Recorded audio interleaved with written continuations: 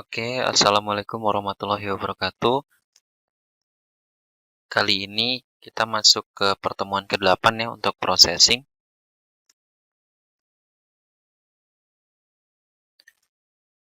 Ini ada tentang translation and rotation. Jadi untuk materi pertemuan ke-8 itu tentang translation dan rotation ya. Nanti akan saya jelaskan, mungkin videonya sedikit demi sedikit saja ya. Tapi materi dari translation dan rotation ini cukup banyak dan harus benar-benar kalian pahami nanti supaya kalian bisa mengerjakan latihannya. Oke, langsung saya jelaskan ya. Nanti mungkin ada beberapa potongan video supaya kalian bisa memahami sedikit demi sedikit.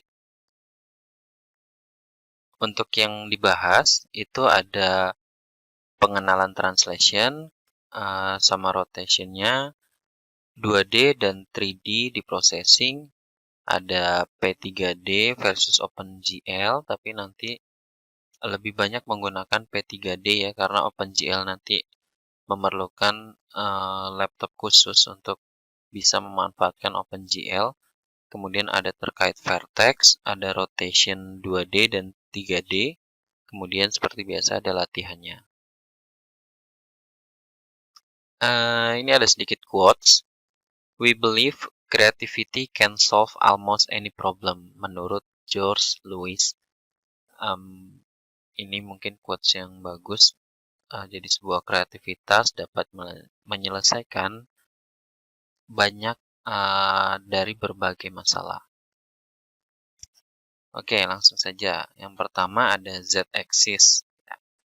Tentang z-axis, sebelumnya kita sudah belajar nih masalah tentang pixel dalam 2 dimensi, yaitu menggunakan Cartesian koordinat x horizontal, yang ini nih, x horizontal, kemudian dengan y vertikal yang ke bawah.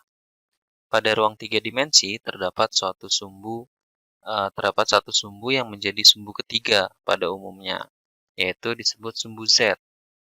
Ya, yang seperti ditunjukkan pada gambar ini. Di jendela sketch di processing, koordinat di sepanjang sumbu Z ini menunjukkan seberapa jauh di depan atau di belakang jendela sebuah pixel.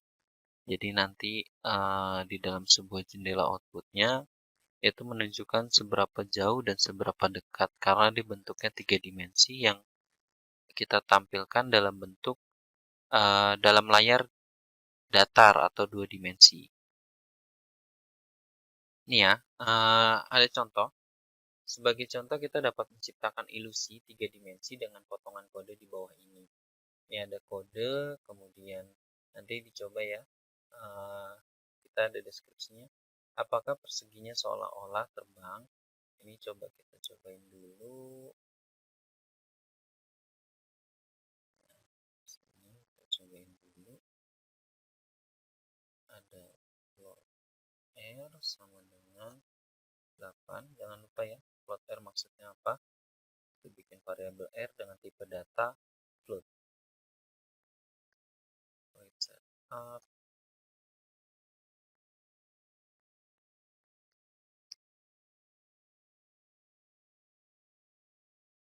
Size-nya 200,200. Ini ada void draw.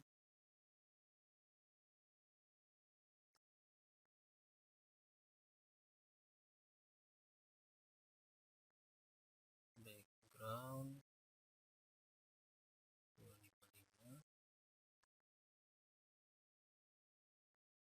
Stroke 0. Ini nggak pakai garis ya. Fill 175.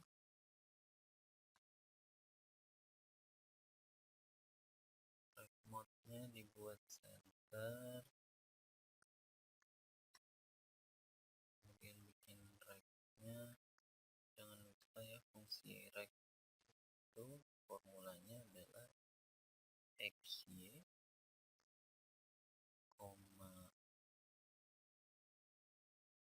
width, height. Oke, nilai dari R. Oke, nilai dari R kurang H. Oke, terus baru nanti bawahnya ada R plus plus. R plus plus ingat sama saja dengan R sama dengan R ditambah 1. Gini ya, ini sama saja dengan R plus plus. Saya kasih komen deh, R sama dengan R tambah 1. Gitu. Ya, ini maksudnya seperti ini. Terus pada saat dijalankan nanti lihat dia akan bertambah ya, dia akan naik terus nih. Ini saya jalankan lagi dari awalnya kotaknya kecil makin lama membesar ya. Jadi secara deskripsi ini apakah perseginya seolah-olah terbang dan mendekat ke arah kita. Kalau itu lebih besar lagi gambarnya kan seolah-olah mendekat ke arah kita ya. Pada kenyataannya tidak. Itu hanyalah persegi biasa yang ukurannya bertambah terus. Jadi seolah-olah dia semakin mendekat dari kecil ke besar.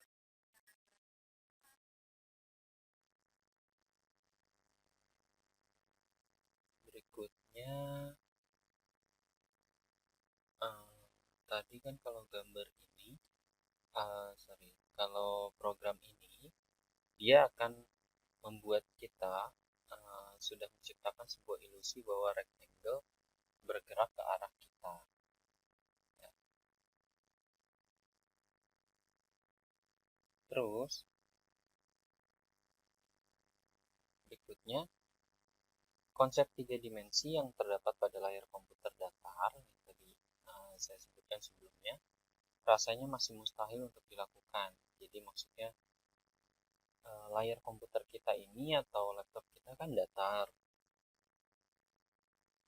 Tapi kalau kita buat bentuk yang bentuknya 3 dimensi, rasanya kan mustahil nih untuk terlihat.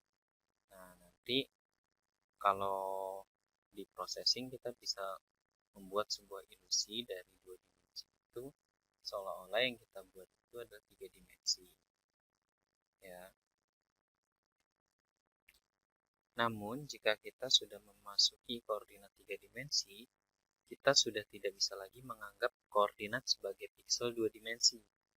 Karena lokasi X-Y akan disesuaikan untuk memperhitungkan perspektif dari 3 dimensi yang akan kita buat. Jadi konsep 3D processing itu kayak gini, X, Y, Z. Ya. Secara konsep kan seperti ini. Harus ada 3 parameternya. X, Y, sama Z. Nah, ini ada asumsi sederhana. Berdasarkan program pada contoh 1, kita asumsikan kita memiliki variabel berikut untuk membuat rect. Contoh 1 itu yang ini tadi nih. Ya. INTX sama dengan width dibagi 2, INTY sama dengan height dibagi 2, INTZ sama dengan 0, INTR sama dengan 10. Untuk menentukan lokasi dari rectangle, fungsi rect membutuhkan 4 argumen, yaitu lokasi X, lokasi Y, lebar dengan W atau width ya, dan tinggi itu H, diasumsikan dengan H. Jika kita ingin membuat bentuk 3D, pasti yang terpikirkan oleh kita adalah menambahkan kode dari rect menjadi seperti ini. Tadi fungsinya XYWH jadi XYZWH. Ya, kita asumsinya seperti ini biasanya. Kalau untuk membuat 3D. Tapi asumsi dengan X, Y, Z, W, dan H ini masih salah. Kita tidak dapat menggunakan koordinat X, Y, Z dalam processing. Dengan bentuk yang kita gunakan misalnya rect, ellipse, line itu nggak bisa dengan 3 parameter X, Y, Z seperti ini. Ya, untuk menentukan koordinat 3D untuk bentuk di dalam processing kita harus belajar menggunakan fungsi baru. Fungsi baru tersebut disebut translate. Nah, sekarang kita masuk ke translate.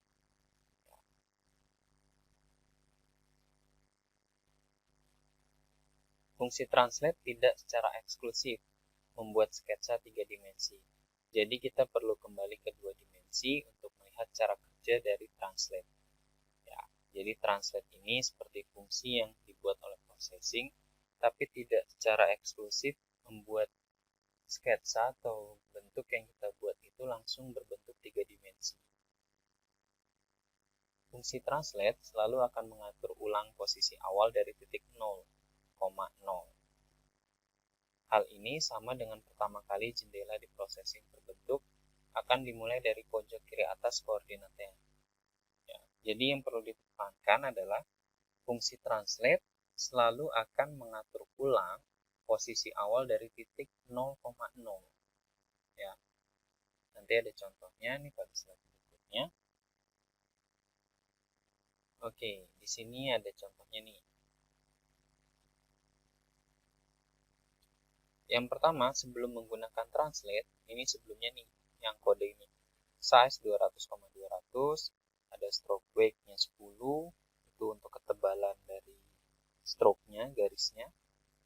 Kemudian ada poin 0,0 di sini, pojok di atas, poin 50,50 di sini, kemudian ada poin 100,100 ada di tengah ini. Terus, kalau kita menggunakan translate, misalnya kita berikan translate 50-50. Kode programnya ini yang di bawah nih. Size 200,200 itu sebesar ini. Kemudian stroke weight-nya 10 sama. Kemudian sebelum poin dibuat, kita memberikan sebuah perintah translate. Translate-nya itu adalah 50,50. 50,50 itu berarti ada di posisi ini nih. 50,50. Tadi definisi dari translate, fungsi translate selalu akan mengatur ulang posisi awal dari titik 0,0. Jadi gini, kan ini ada translate 50,50. Oke, 50,50 itu ada di sini. Ya, ada di posisi ini nih. Yang ini. Ada di posisi ini, berarti translate 50,50 itu di sini diibaratkan menjadi titik awal dari si processing ini pada saat dijalankan. Jadi kan tadi yang titik 0,0-nya kalau nggak pakai translate ada di pojok kiri atas nih di sini. Ini kayak contoh yang ini di pojok kiri atas, ini titik pusatnya 0,0 di sini.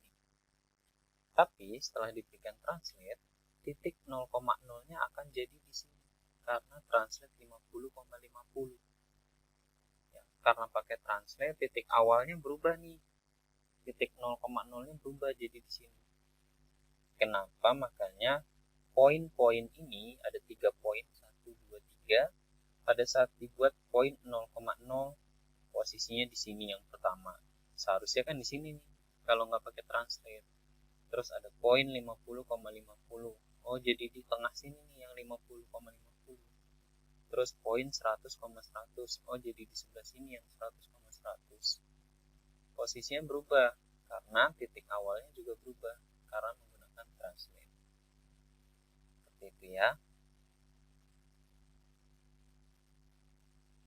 Oke, sampai di sini cukup dulu. Nanti kalian pahami dulu sampai translate yang ini.